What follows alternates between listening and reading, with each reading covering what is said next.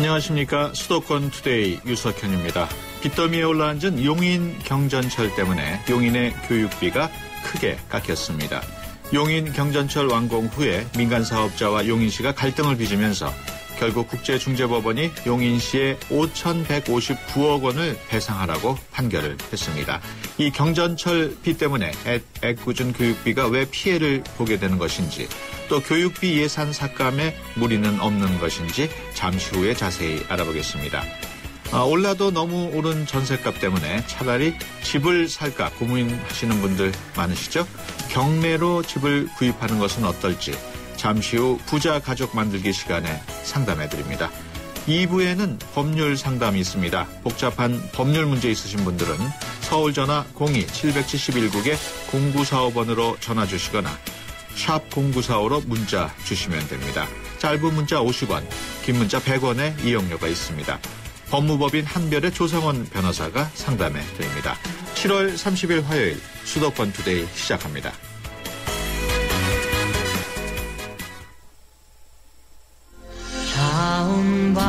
안녕하세요. 파페라 테너 임형주입니다. 제가 해외 공연 많이 다니는 거 아시죠? 해외에 나갈 때마다 저는 팟캐스트에서 YTN을 검색해서 다시 듣기도 하고 스마트폰으로도 실시간 YTN FM을 청취합니다. 전 세계 어디서나 YTN FM 수도권 투데이 꼭 기억해주세요. 파페라 테너 임형주도 YTN FM 수도권 투데이입니다.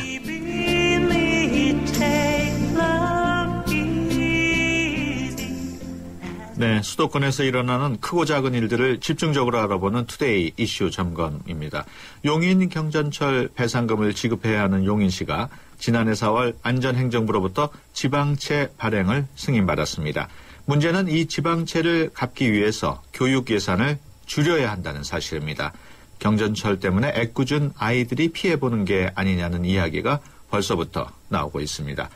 박숙현 용인 처인교육사랑회장 전화로 연결해 자세한 이야기 나눠보겠습니다. 안녕하십니까?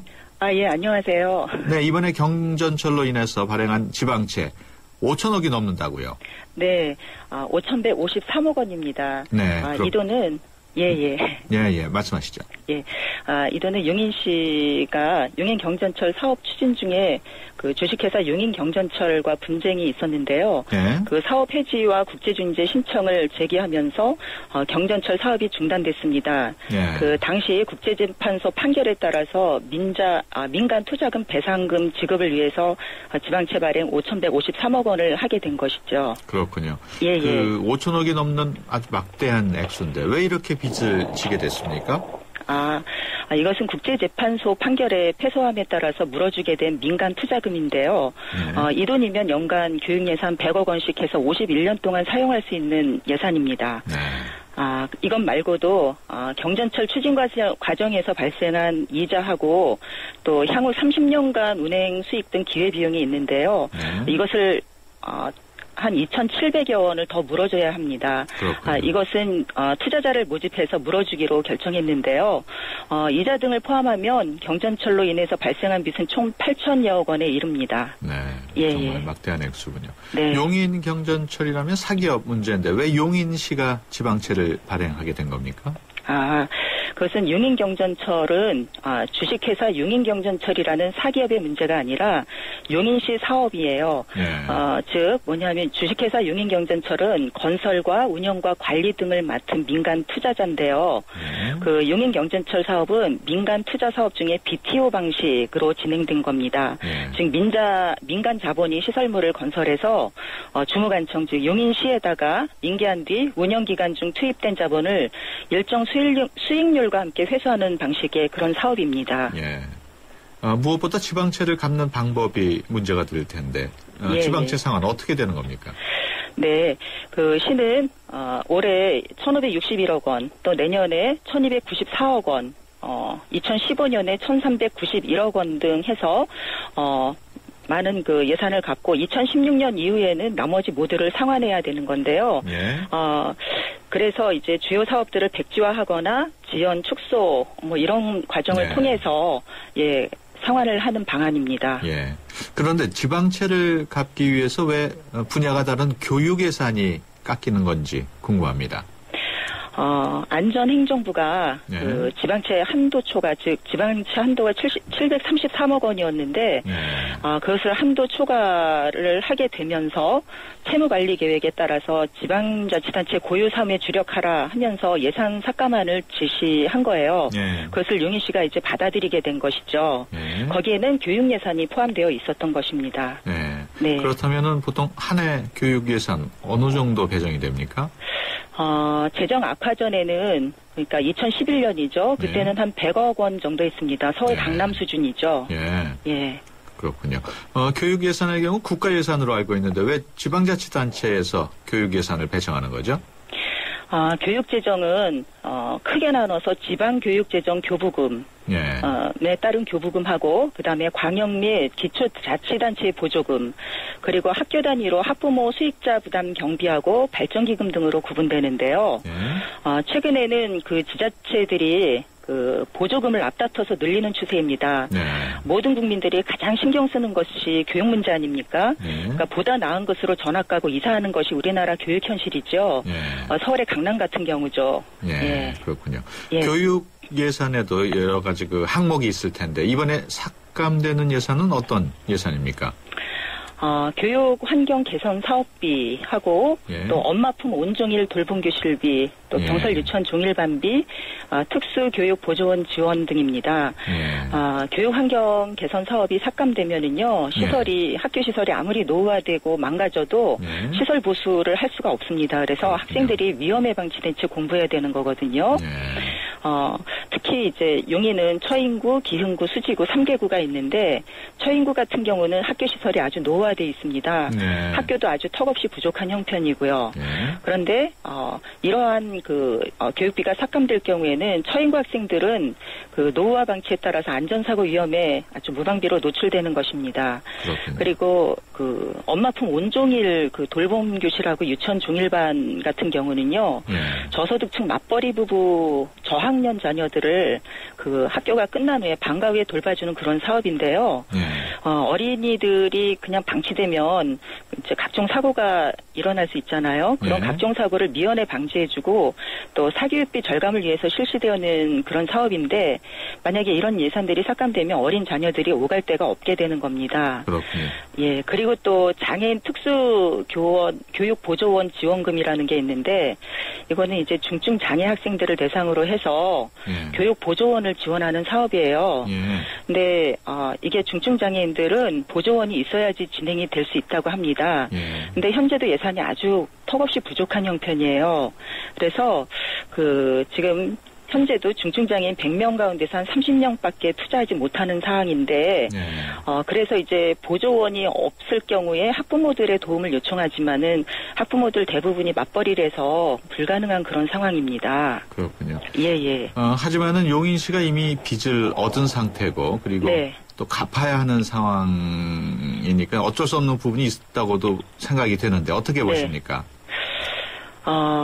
근데 물론 뭐 갚아야 되는 상황이긴 하는데 그렇다 그래서 교육 예산을 삭감한다는 건 말도 안 된다 이렇게 이제 봅니다. 그렇군요. 그러니까 다들 어른들, 그러니까 자신들이 경전철 문제를 그 제대로 풀지 못해서 초래한 그런 상황 아니겠습니까? 그러니까 사상 초유의 재정 악화를 불러오고서 그 아이들을 볼모로 빚을 얻어온다는 게 도저히 납득할 수 없는 그런 상황이죠.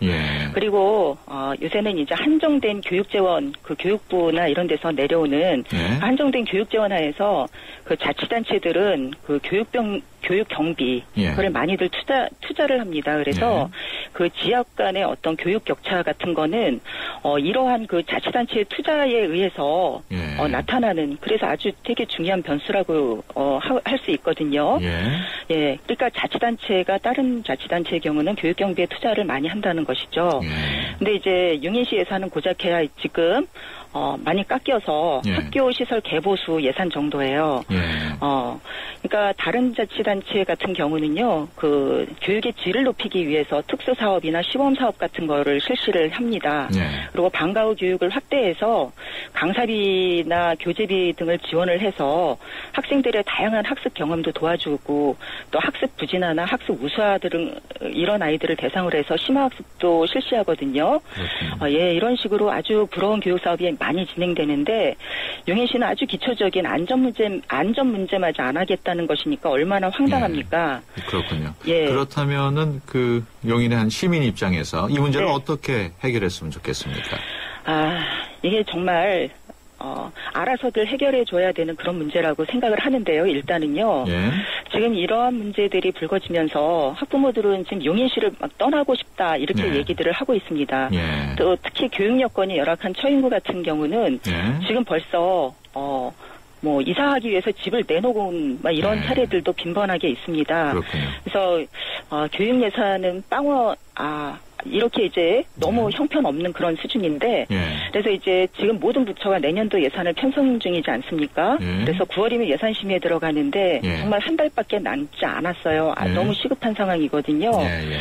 그래서 이제 국민의 안전을 최우선으로 하는 그 현 정부에서 그 행안부에서 안행부로 이름까지 바꿨지 않습니까? 예. 그런데 이런 데서 안행부에서 아이들의 안전을 내팽개쳐서는 안 된다고 생각합니다. 정부 그래서 부처의 지원을 요청하는 거군요.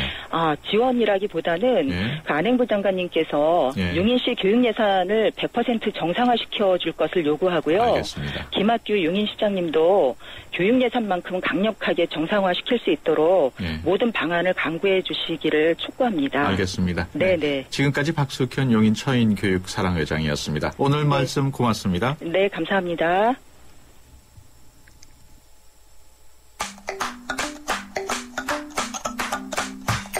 수도권 투데이. 엄마, 수도권 투데이 틀어주세요.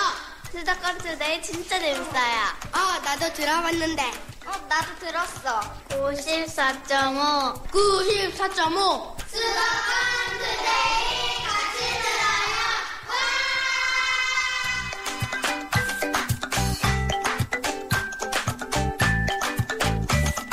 네, 이번 시간은 부자 가족 만들기 시간입니다. 상담 원하시는 분은 샵 0945로 문자 보내주시거나 02-771국에 0945번으로 전화 주셔서 사연과 연락처 남겨주십시오. 짧은 문자 50원, 긴 문자 100원의 유료 비용이 있습니다. 수도권 투데이 청취자 여러분들을 모두 부자로 만들어주실 재무 설계 전문가 모셨습니다. TNV 어드바이저 광화문 지점의 김용돈 지점장입니다. 안녕하십니까? 네, 안녕하십니까? 네, 첫 번째 질문입니다. 전세 보증금이 너무 올라서 이번 기회에 집을 장만할까 고민 중입니다. 생애 최초 주택 구입 조건에는 소득이 맞지 않아서 경매를 통해서 내 집을 마련하려고 합니다. 최근 경매 물건이 많이 나오고 있다고 하는데 저처럼 경매로 집을 살 경우 주의할 사항이 있으면 알려주십시오. 뭐 이런 내용입니다. 네네. 그래서 그 주택담보대출 원리금을 제때 갚지 못한 하우스 푸어들이 경매 매물로 상당히 그 주택을 내놓고 있는데 상황이 어떻습니까? 네. 얼마 전 그 한 부동산 경매 업체 조사에 따르면은요. 네. 올 초부터 한 7월 중순까지 죄송합니다. 부동산 경매로 넘어온 수도권 소재 아파트는 한 1만 9천여 건 정도가 된다고 합니다. 네. 부동산 거래가 작년에 최악이었죠. 네. 지난해에 비해서도 한 14% 정도 물건이 많아진 수준인데요. 특히 아파트를 담보로 대출받은 분들이 대출에 대한 원리금을 상환하지 못해서 네. 집이 경매로 넘어가는 임의 경매의 경우가 전년도보다 26%가량 증가했습니다. 네. 이 같은 수치는 하우스푸어의 주택이 경매 시장에 쏟아져 나오고 있음을 좀 단적으로 보여주는 예라고 할 수 있겠는데요. 네. 정부가 4.1 부동산 대책에서 하우스푸어를 위한 대책을 발표했지만 주택 가격을 반등시키지는 지금 못하고 있는 상황이기 때문에요. 네. 앞으로도 이렇게 대출금 상환에 어려움을 느끼는 하우스푸어의 임의 경매 물건은 지속적으로 증가할 전망입니다. 네. 지금처럼 전세값이 계속 오른다면 이번 기회에 진짜 경매로 집을 마련하는 것도 좋을 것 같은데 어떻습니까? 네, 지금 현재 여름 비수기인데도 전세값 오름세는 멈추지가 않고 있죠. 네. 한국감정원에 따르면은 전국 아파트 매매 가격은 3주 연속 하락하고 있는데요. 네. 전세 가격은 무려 48주 연속 상승하고 있다고 합니다. 네. 전세 물량이 원체 부족한 데다가 기존의 전세 물량도 저금리 원인으로 인해서 월세로 전환하는 경우가 많기 때문입니다. 네. 상황이 이렇다 보니까 경매 낙찰가가 전세 시세랑 지금 비슷하거나 오히려 낮은 물건도 있기 때문에 투자하시려는 분들뿐만이 아니라 문의 주신 분처럼 이번 기회에 내 집 마련을 목표로 응찰하시는 분들이 상당히 많은 그런 상황입니다. 여기서 주의하셔야 될 점이 좀 있는데요. 일반적으로 경매를 통해서 부동산을 사게 되면은 시세보다 한 30%가량 싸게 구입할 수 있다고 생각하는 경우가 많습니다. 네. 하지만 국내 한 연구 결과에 따르면은요. 경매 거래 가격은 그 시세보다 평균 한 3에서 12% 정도 싼 것으로 조사됐고요. 부대 비용이 일반 시장보다 상당히 높은 것으로 조사가 됐습니다. 생각보다 그렇게 많이 싸지는 않군요. 부대 비용은 그러면 어떤 걸 염두에 둬야 됩니까? 부동산 그 경매 시장에서 부동산을 싸게 살 수 있는 이유는요. 아무래도 감정 가격에 대비해서 거래 가격이 낮기 때문이죠. 이렇게 거래 가격이 감정가보다 낮은 이유는 물건 자체에 하자가 있기 때문이기도 하고 앞서 말씀드린 부대 비용과 거래 비용 때문이기도 합니다. 대표적인 부대 비용은 명도 소송에 대한 비용을 좀 들어볼 수 있겠습니다. 그 명도 소송은 경매를 통해서 부동산을 낙찰받고요. 대금을 지급한 다음에 6개월이 지났는데도 집을 비워주지 않을 때 낙찰받은 사람이 제기하는 소송이죠. 경매의 경우에는 명도에 대한 책임이 낙찰자에게 있기 때문에요. 명도 소송이나 아니면은 자발적인 명도를 위한 이사 비용이 추가적으로 발생할 수가 있습니다. 두 번째로 일반 거래보다는 높은 수수료를 좀 염두에 두셔야만 합니다. 일반 거래의 경우에는 거래 가격의 한 0.2에서 0.9% 정도 수수료가 발생하죠. 반면에 경매의 경우에는 감정가의 1% 또 낙찰가의 1.5%의 수수료가 발생하게 됩니다. 마지막으로 뭐 어려운 정보를 또 분석해야 되고요. 또 세부적인 조건을 발로 뛰어서 직접 확인해야 하는 뭐 이런 비용이 일반 거래 시장보다는 상당히 높을 수 있다는 점도 좀 아셔야만 하겠습니다. 경매로 인한 성공 사례를 많이 들어보셨을 텐데요. 그런 사례는 성공 사례일 뿐입니다. 합리적인 거래 시장에서는 모두가 큰 차익을 경매로 인해서 얻을 수는 없고요. 또 저렴하게 구매했다고 하더라도 앞서 말씀드린 그만큼의 비용과 또 위험에 따른 대가를 지불해야 된다는 것을 명심할 필요가 좀 있겠습니다. 네. 그렇다면은 경매 물건 가운데 좋은 물건을 고르는 방법 좀 알려주시죠. 네, 그렇습니다. 먼저 입찰 물건을 잘 고르는 것이 중요한데요. 단순하게 유찰 횟수가 많다고 해서 무조건 입찰하는 것은 절대 금물입니다. 자신의 자금력과 또 취득 목적에 가장 적합한 물건을 선정해야만 하는데요. 지금 문의 주신 분은 실수요를 하실 상황이기 때문에 지역이나 학군 또 교통 층수 같은 일반적인 기준도 고려하셔야겠고 또 개인적인 취향이나 사정에 따라서 다양한 조건을 좀 미리 고려하셔야만 하겠습니다. 다음으로 경매 신청권자가 1순위 채권자면서요.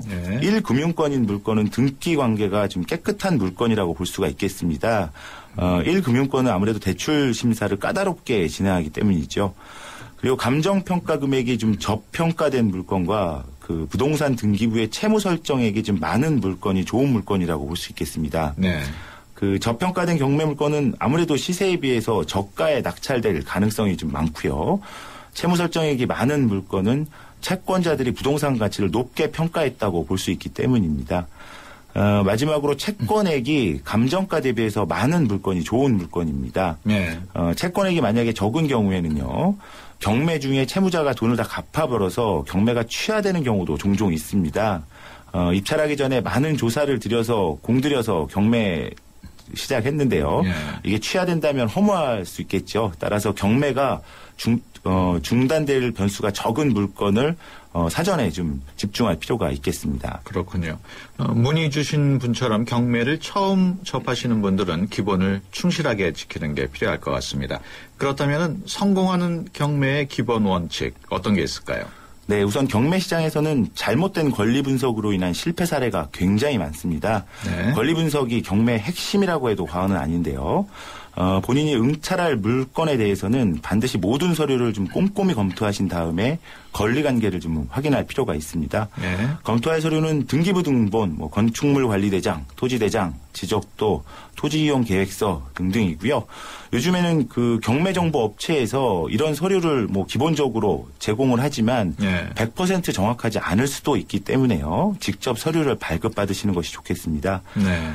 권리 분석을 어떻게 하면 잘하느냐 이렇게 질문하시는 분들이 많은데요. 방법은 스스로 공부하고 연구하는 방법밖에는 없습니다. 그렇군요. 따라서 시간이나 지식이 좀 부족하신 분들은 비용이 들더라도 전문가 도움을 받는 것이 좋겠습니다. 네.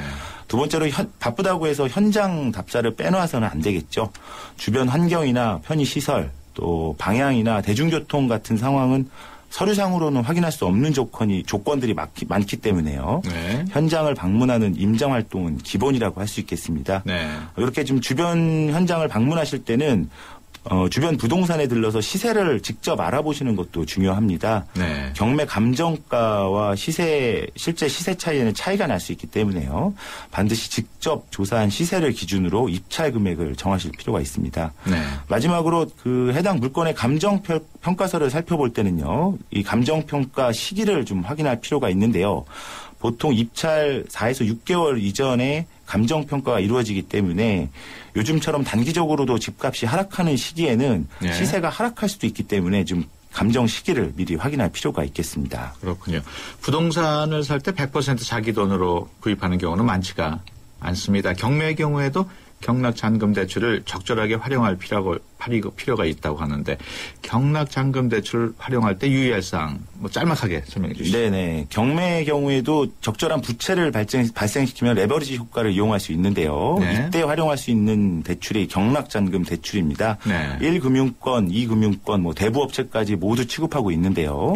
금융기관마다 대출 한도와 금리 또 네. 상환 조건이 다르기 때문에 경매에 참여하기 전에 미리 상담을 받아보는 것이 좋습니다. 또 네. 미리 그 문제가 발생될 지역은 낙찰 후에도 대출이 안 되는 경우가 있기 때문에요. 반드시 미리 상담을 받아보시고 경매에 참여하는 것이 필요하겠습니다. 그렇군요. 지금까지 김영돈 TMV 어드바이저 광화문 지점장이었습니다. 오늘 말씀 고맙습니다. 네, 고맙습니다.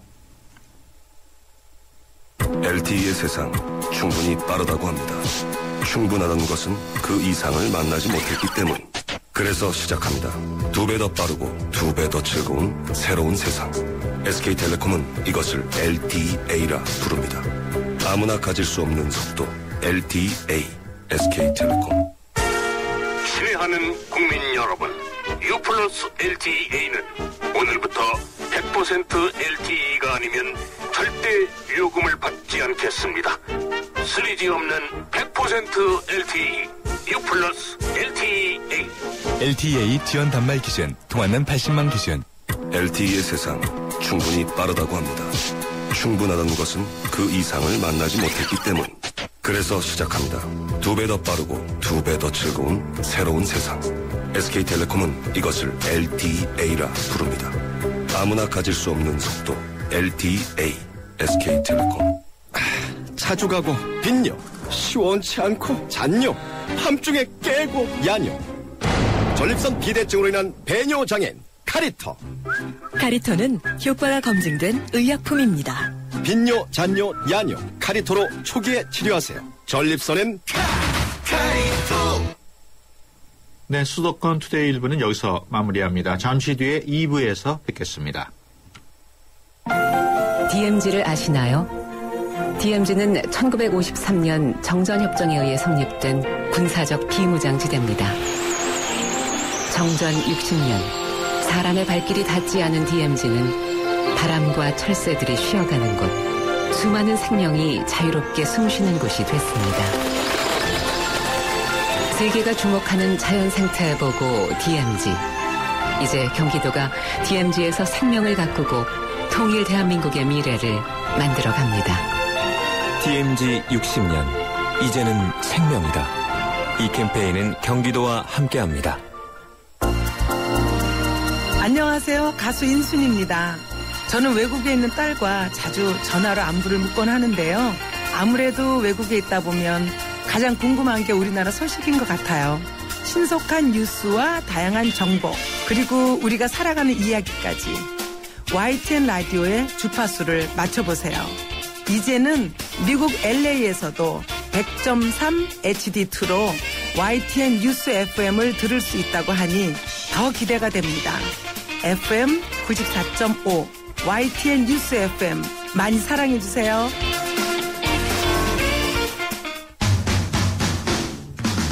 어제보다 더 아름답고 힘찬 오늘을 살아봐요.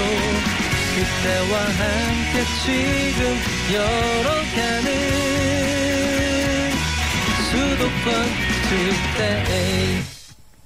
네, 수도권 투데이 2부 문을 엽니다. 2부에는 생활법률 상담실이 마련되어 있습니다. 생활 속에서 발생한 일들에 대한 법적 관계, 어떻게 정리해야 할지 궁금하신 분들은 02-771국에 0945로 전화 주시거나 샵 0945로 문자 주시면 됩니다. 짧은 문자 50원, 긴 문자 100원의 이용료가 있습니다. 수도권 투데이 2부는 수도권 뉴스 브리핑으로 시작하겠습니다. 박형주 아나운서. 네, 수도권 뉴스 브리핑입니다. 일본 나가노현 중앙알프스 지역에서 조난당한 한국인 등산객 가운데 3명이 숨진 채 발견됐습니다. 일본 현지 경찰은 오늘 새벽 중앙알프스 히노키오봉 부근에서 78살 박문수 씨가 숨진 채 발견됐다고 밝혔습니다. 또 1시간쯤 뒤에는 박 씨가 발견된 근처에서 71살 이근수 씨의 시신이 발견됐으며 이후 또 다른 한 명이 추가로 숨져 있는 것을 경찰이 확인했습니다. 경찰은 이들이 모두 숲속이 아닌 등산로 위에서 발견됐다고 밝혔습니다. 단체 운영비를 빌려달라며 한강에 투신했던 성재기 남성연대 대표의 시신이 어제 발견됐습니다. 이 투신 사흘 만인데 이른바 예고 투신과 자살 방조 여부 등을 놓고 당분간 논란은 계속될 것으로 보입니다. 하지만 경찰은 성 씨에게 자살 의도가 있었다고 보기 어려운 만큼 투신 장소에 있었던 사람들에게 자살 방조죄를 적용하긴 어렵다고 설명했습니다. 민주당 김승남 의원은 유전자 변형 농산물의 관리 감독을 강화하는 내용의 법안을 발의했습니다.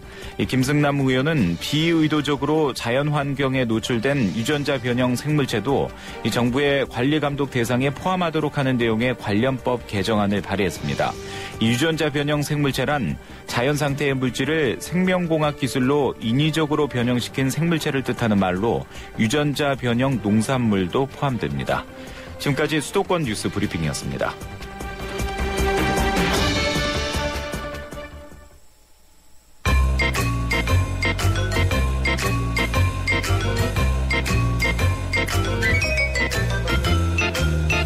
더불어 모두가 행복한 사회를 꿈꾸며 여러분의 법에 관한 모든 궁금증을 해결해드립니다. 수도권 투데이 생활법률 상담실 조상원 변호사님. 네, 조상원 변호사입니다. 네, 매주 화요일에는 생활법률 상담심을 통해서 여러분의 법률 고민 해결해드립니다. 그냥 넘어가기 억울한 사연들 보내주시면 조상원 변호사님께서 답변해 주십니다. 짧은 문자 50원, 긴 문자 100원에 유료 문자 샵 0945번으로 법률 상담 신청합니다. 적어서 보내주시면 됩니다. 전화로도 신청 가능합니다. 02-771국에 0945로 주셔서 성함과 전화번호 남기면 됩니다. 많은 참여 바라겠습니다. 첫 번째 상담 사연입니다. 7575번에서 들어온 건데요. 경매로 아파트를 샀습니다. 당시에는 몰랐는데 전 주인이 관리비를 많이 연체했더군요. 몰랐던 사실이라도 경매로 아파트를 산 사람이 경비를 내야 한다고 해서 돈을 냈습니다. 그런데 세무서는 경비로 인정을 안 해준다고 하네요. 그 이유가 뭔지 궁금합니다. 네, 변호사님, 여기서 나오는 경비라고 하면 보통 어떤 것을 가리킵니까? 네, 그 아파트 관리비를 일반적으로 이제 내는 것들을 얘기하는데요. 네. 여기서 뭐 수도료나 전기료, 뭐 일반 관리비, 청소비, 뭐 엘리베이터 유지비 등이 되는데요. 네. 일반적으로 낙찰자가 부담하는 관리비는 이렇게 전유 부분, 그러니까는 거기 사는 사람이 직접 쓴 전기세나 수도료 등은 해당이 안 되고요. 네. 일반 관리비, 공용 부분에 대한 관리비가 여기서 말하는 그 낙찰자가 부담을 해야 되는 관리비, 경비에 해당이 되게 됩니다. 그렇군요. 지금 아파트를 낙찰 받으시는 분들이 많은데요. 네. 이렇게 그 관리비를 많이 연체를 해서 사실 그 연체된 관리비 비용이 뭐 몇백만 원에 이르는 경우도 있습니다. 네. 근데 최근에 판례에 있어서는 이러한 공용 부분에 대한 관리비는 낙찰자가 부담을 해야 된다라는 판례가 있기 때문에요. 네. 낙찰 받으시는 분들은 좀 조심하셔야 될 것 같습니다. 그렇군요. 그렇다면 관리비 연체 사실을 몰랐는데 그런 건 미리 좀 알려줘야 되는 건 아닙니까? 예, 근데 그걸 좀 미리 알려주지는 않고요. 사실 네. 낙찰법원에서 그 아파트의 연체된 관리비까지 파악하는 것은 쉽지가 않습니다. 예. 그렇기 때문에 낙찰을 원하시는 분께서 실질적으로 그러한 그 아파트 관리 사무실에 예. 혹시 연체된 관리비가 있는지 이런 거를 좀 미리 예. 좀 확인을 하시고 경매에 임하시는 것이 나을 것 같습니다. 그렇군요. 예. 경비라고 해서 낙찰자가 내야 한다고 했는데 세무서에서는 왜 인정을 안 해주는 겁니까? 예, 여기서 말씀하시는 그 세무서에서 인정해주는 경비 부분은 아마도 그 양도소득세를 산정할 때 예. 취득가액과 새로 이것이 이제 매도하는 예. 그 매도가액의 차익을 양도소득세를 내게 되는데요. 예. 낙찰 같은 경우에는 그 취득가액이 단순히 낙찰가액뿐만 아니라 예. 그 후에 어떤 인테리어를 새로 했다라거나 했을 경우에 그 비용까지 취득가액에 포함이 돼서 예. 양도소득세 산정을 할 때 조금 이익을 받게 됩니다. 그렇군요. 그런데 이러한 그 연체된 관리비 같은 경우는 아파트의 객관적인 어떤 가치를 높이는 그런 비용이 아니기 때문에 예. 세무서에서는 양도소득세 산정을 하는 취득가액 쪽에 그것을 좀 인정을 해주지 않고 있습니다. 네, 그렇군요. 두 번째 상담 사연입니다. 7303번으로 들어온 건데요. 신축 빌라 집을 샀습니다. 입주를 하고 명의 이전을 하려고 등기를 떼어보니 다른 집은 다 매매 단가가 써 있는데 우리 집은 매매 단가가 적혀 있지 않습니다. 미등기로 사서 그렇다고 하는데 그게 무슨 말인지요? 그리고 매매 단가가 적혀 있지 않아서 불이익은 없습니까? 이런 내용입니다. 미등기로 산다, 등기로 산다. 이게 어떤 뜻인지 먼저 설명을 좀 해 주시죠. 예. 일반적으로 부동산은 이제 등기부 등본이라는 것이 되어 있어서 네. 전 소유자와 새로운 소유자가 다 순차적으로 다 표시가 됩니다. 네. 그리고 최근에는 그 매매로 넘어갔을 경우에 매매 가액까지 그 네. 등기부 등본에 표시가 되는데요. 그렇군요. 근데 이제 건물이 최초로 신축이 된 다음에는 누구로부터 취득하는 것이 아니라 한마디로 원시 취득을 하게 되는 거거든요. 예. 그 건축주가. 예. 그래서 처음 보존 등기를 하면서 최초로 등기부가 만들어지는 것인데 예. 건축주가 건물을 지은 다음에 그러한 보존 등기를 하기 이전에 넘기는 것이죠. 매도를 해서 매수한 사람이 그걸 다시 이제 보존 등기를 마치 자기가 처음 건물을 진 것처럼 이제 보존 등기를 한 경우인 네. 것 같습니다. 그렇군요. 이런 경우에는 이제 등기를 넘겨받는 것이 아니라 건물을 넘겨받아서 자신이 새롭게 보존 등기를 하는 것이죠. 네. 그러니까 이런 경우에는 이제 등기가 안 된 상태로서 부동산을 취득한 그런 네. 경우가 되는 겁니다. 네, 잘 알겠습니다. 그리고 매매 단가가 적혀 있지 않으면 불이익을 받지 않느냐 하는 질문도 있는데요. 네, 이런 식으로 이제 보존 등기를 하게 되면은 이제 매매로 해서 등기를 매매로 해서 넘긴 것이 아닌 것으로 표시가 되기 때문에 매매 단가가 표시가 되지 않는데요. 네. 특별히 어떠한 그렇기 때문에 불이익이 있지는 않습니다. 어차피 네. 나중에 매도를 할 때 양도소득세 부분은 네. 그 부동산 실제 취득 가액과 아까 말씀드린 뭐 인테리어 경비나 이런 것들을 다 산정을 해서 네. 산출을 하기 때문에 어떤 특별한 불이익이 있지는 않을 것으로 보여집니다. 그렇군요. 계속해서 세 번째 사연입니다. 1266번으로 들어왔는데요. 5년째 월세를 살고 있는데 처음 이사 올 때부터 곰팡이 때문에 고생을 했습니다. 아내와 아이들도 있으니까 걱정이 많이 되더라고요. 집주인은 5년째 수리를 해준다고 말만 해왔습니다. 결국 10월에 이사를 가려고 하는데 5년 동안 곰팡이로 고생하면서 겪은 일들이 억울합니다. 이로 인한 보상을 받을 수 있는지 그리고 이렇게 집주인이 수리를 안 해줘도 되는 건지 궁금합니다. 이런 내용입니다. 보통 전세의 경우 크지 않은 집수리는 세입자가 하고 월세의 경우에는 집 주인이 해주는 걸로 알고 있는데 법으로 정해져 있는 겁니까? 네, 우리 민법상 그 네. 전세의 경우와 임대의 경우에 조금 나뉘어서 그 규정이 되어 있습니다. 네. 전세의 경우에는 전세권자가 그러니까 한마디로 이제 전세를 얻어서 들어가는 사람이죠. 네. 전세권자가 목적물의 현상을 유지하고 그 통상의 관리에 속한 수선을 하여야 한다라고 네. 되어 있고요. 네. 임대차의 관계에 있어서는 임대인은 집주인이 되겠죠. 임대인은 목적물을 임차인에게 인도하고 계약 존속 중에 그 사용 수익에 필요한 상태를 유지하게 할 의무가 있다라고 되어 있습니다. 그래서 이제 방금 말씀하신 것처럼 전세의 경우에는 이제 간단한 것들은 전세권자가 직접 수리를 하고 임대차 월세로 들어간 경우에는 집주인이 그것을 좀 수선을 해주도록 그렇게 되어 있습니다. 그렇군요. 그 집주인이 5년이나 집 수리를 해준다고 말만 하고 해주지 않았다는데 이런 경우에 수리를 좀 강제로 할 수 있는 법은 없습니까? 예, 뭐 강제로 집주인한테 이걸 하라고 하기는 쉽지는 않고요. 근데 우리 민법상 이런 규정이 있습니다. 그러한 문제가 발생했을 경우에 임차인이 스스로 그것을 수리를 하고 그 수리 대금을 임대인에게 청구할 수는 있습니다. 그렇기 때문에 이제 이 상담자분께서는 그것 때문에 많은 고생을 하셨다면 사실 그 상태를 뭐 사진이나 같은 것으로 찍어서 증거를 남겨두시고 그다음에 수리를 한 후에 임대인에게 그 수리비를 청구하셨어도 되는 것이죠. 아, 그렇군요. 네. 곰팡이가 몸에 건강에 아주 좋지 않을 텐데 보상금을 받는 게 가능할까요? 예, 5년 동안 이것을 참으셨다라는 것은 실질적으로 임대인 측에서 아까 말씀드린 것처럼 목적물을 그 사용 수기에 필요한 상태로 해줘야 될 의무를 다 이행하지 않았다라는 것이 되거든요.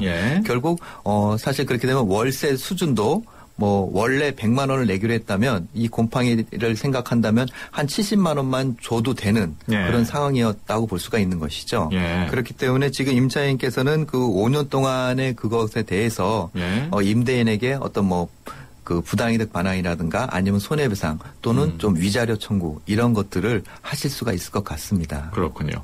아, 네 번째 사연입니다. 4509번으로 들어온 사연인데요. 10년 전에 토지를 샀습니다. 2009년도에 측량을 하다 보니 다른 사람의 건물 울타리가 우리 땅을 침범하고 있다는 걸 알게 됐습니다. 지금은 2009년 이후로 일정한 사용료를 받고 있습니다마는 혹시 법적으로 소송을 걸면 제 땅에 있는 울타리를 허물어 버릴 수도 있는지 궁금합니다. 또 2009년 이전 사용료는 받을 수 없는지 알려주십시오. 뭐 이런 내용입니다. 다른 사람이 내 땅에 세운 울타리 법적으로 허물 수 있습니까? 예, 원칙적으로 내 소유 토지를 침범을 하게 되면 그것이 이제 지상이든 지하이든 그것을 그 철거 청구를 할 수가 있습니다. 그래서 그것은 이제 뭐 임의적으로 하셔서는 안 되는 거고요. 철거 소송 및 그 명도 소송을 하셔서 법원의 판결을 얻은 후에 그 다음에 강제 집행을 통해서 그것을 철거하실 수가 있습니다. 그렇군요. 2009년 이전 사용료 경우에 소급 조정이 가능한지도 물어봤는데요. 예. 지금 이 상담자분께서 소유권을 취득한 때로부터 그쪽에 그 한마디로 부당이득 반환 청구를 할 수가 있는 것입니다. 그 상대방은 허락 없이 나의 땅을 침범하고 사용을 한 것이 되기 때문에 한마디로 원인 없이 부당 사용을 하게 된 것이죠. 그렇기 때문에 내가 소유권을 취득한 때로부터 그걸 청구할 수가 있는데 이러한 그 부당이득 반환 청구는 10년의 소멸시효가 있습니다. 그렇기 때문에 최대한 지금으로부터 10년 전 것부터 청구를 하실 수가 있게 됐죠. 네, 법무법인 한별의 조성원 변호사와 함께 하고 있습니다. 샵 0945번으로 문자나 02771-0945번으로 전화 주시면 상담해 드리겠습니다. 짧은 문자 50원, 긴 문자 100원의 이용료가 있습니다. 네, 간단히 컬처 팁 듣고 계속 가겠습니다. 비가 내리다 그치다 하는 여름입니다. 물기 머금은 대자연의 품속, 대관령에서 향기 나는 음악이 울려 퍼지고 있는데요. 바로 제10회 대관령 국제음악제 때문입니다. 대관령 국제음악제는 벌써 10년이나 진행이 되면서 두터운 팬층을 형성하고 있는데요. 올해는 10주년을 기념해서 노던 라이트, 오로라의 노래라는 주제로 북유럽 5개국의 천재 음악가들을 기리는 자리를 마련했습니다. 이번 음악제는 핀란드 출신의 마이스트로 사시아 마킬라가 이끄는 생 미셸 스트링스의 개막 공연을 시작으로 문을 열었는데요. 그리그와 시벨리우스, 닐센과 현대 작곡가 리처드 다니엘 부어의 아름다운 작품들이 공연됩니다. 올해로 초연 100주년을 맞은 스트라빈스키의 봄의 제전도 화려하게 막을 올릴 예정인데요. 대자연의 품속에서 느끼는 영롱한 음악의 숨결. 상상만 해도 정말 멋지지 않나요? 제10회 대관령 국제음악제 투데이 컬처 TV였습니다.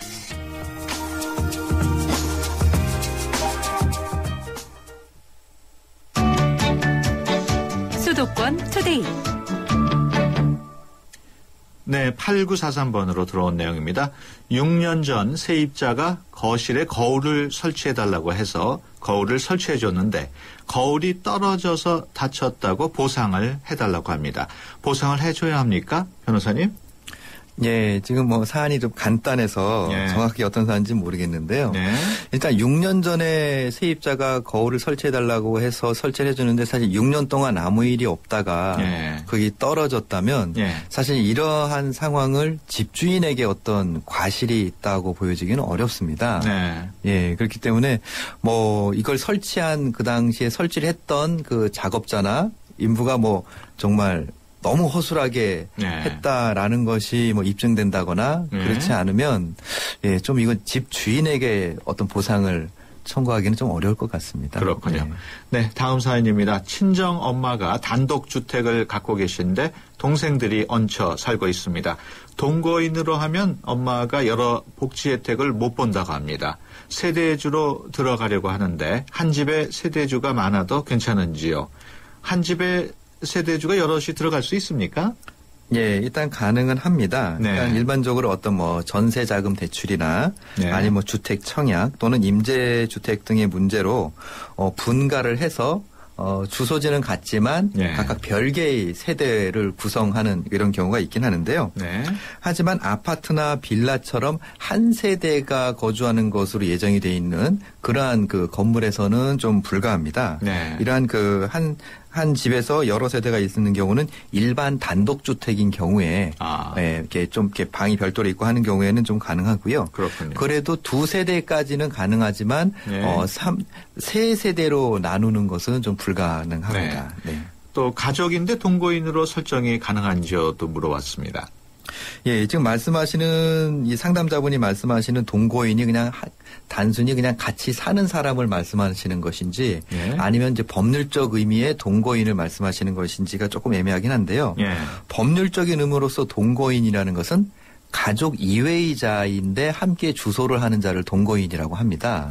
그런데 지금 어머님하고 동생이면은 그 부모 자식 간이기 때문에 법률적으로 동거인으로 취급이 될 수가 없고 한 주소를 해서 같이 세대 분가가 안 된 상황이라면 가족이 되는 거죠.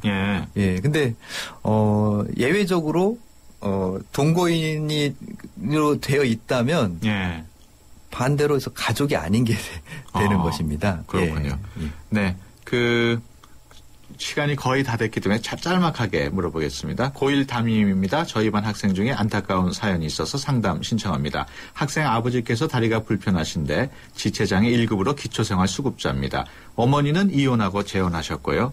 이번에 아이도 기초생활수급자를 신청하려고 했는데 친어머니가 소유재산으로 집이 있어서 신청이 안 된다고 합니다.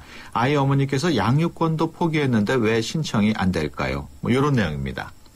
예, 이런 경우에는 이제 부부는 이혼을 했다 하더라도 자녀와 부모 간의 연은 끊어지는 것이 아닙니다. 그렇기 때문에 이 아이에 대한 양육 의무는 아버지뿐만 아니라 어머니에게도 있기 때문에요. 그래서 지금 어머니가 능력이 어느 정도 있기 때문에 인정이 안 되는 것 같은데요. 이런 경우에는 그 기초생활수급 지원을 받는 것보다 어머니에게도 양육 의무가 있기 때문에 당연히 양육비를 청구할 수가 있습니다. 그래서 그렇게 해결을 하는 것이 나을 것 같습니다. 알겠습니다. 지금까지 법무법인 한별의 조상원 변호사와 함께했습니다. 오늘 말씀 고맙습니다. 네, 고맙습니다. 괜찮다. 괜찮다. 괜찮다. 올리브 오일 묻은 명품 니트 괜찮다. 6가지 모션과 세방향 물살로 세탁하는 트롬이니까 LG 트롬 식스모션 터보샷. 신뢰하는 국민 여러분, U+ LTE는 오늘부터 100% LTE가 아니면 절대 요금을 받지 않겠습니다. 3G 없는 100% LTE, U+ LTE. LTE 지원 단말 기준, 통화는 80만 기준. 코웨이 정수기를 렌탈하면 관리해주는 사람. 코디. 매트리스를 렌탈하면 관리해주는 사람. 매트리스도 렌탈해? 코웨이 매트리스 케어 렌탈. 새 매트리스 부담 없이 렌탈하고 4개월에 한 번 클린 케어. 매트리스 이제 사지 말고 렌탈하세요. 코웨이. LTE의 세상 충분히 빠르다고 합니다. 충분하다는 것은 그 이상을 만나지 못했기 때문. 그래서 시작합니다. 2배 더 빠르고 2배 더 즐거운 새로운 세상. SK텔레콤은 이것을 LTA라 부릅니다. 아무나 가질 수 없는 속도. LTA. SK텔레콤. 자주 가고 빈뇨, 시원치 않고 잔뇨, 함중에 깨고 야뇨. 전립선 비대증으로 인한 배뇨 장애인 카리터. 카리터는 효과가 검증된 의약품입니다. 빈뇨, 잔뇨, 야뇨, 카리터로 초기에 치료하세요. 전립선엔 카리터. SK 이노베이션의 전공은 묻는 겁니다. 석유 안 나면 석유 수출 못해? 자원 없으면 자원 강국 안 돼? 이 질문에서 53조 수출과 16개국 자원 개발이 시작됐죠. 물음이 있는 곳에 이노베이션이 있다. SK 이노베이션. 오빠, 그거 알아? LTE 워프 쓰면 데이터가 2배. 오래 쓰면 올레클럽별도 2배래. 2배? Really? 2배가 돼. 2배. 올라. 혜택과 대상 조건 등은 홈페이지 참조. 네, 수도권 투데이 오늘 순서 여기서 마칩니다. 내일 오전 9시 10분에 다시 뵙겠습니다. 함께해 주신 여러분 고맙습니다.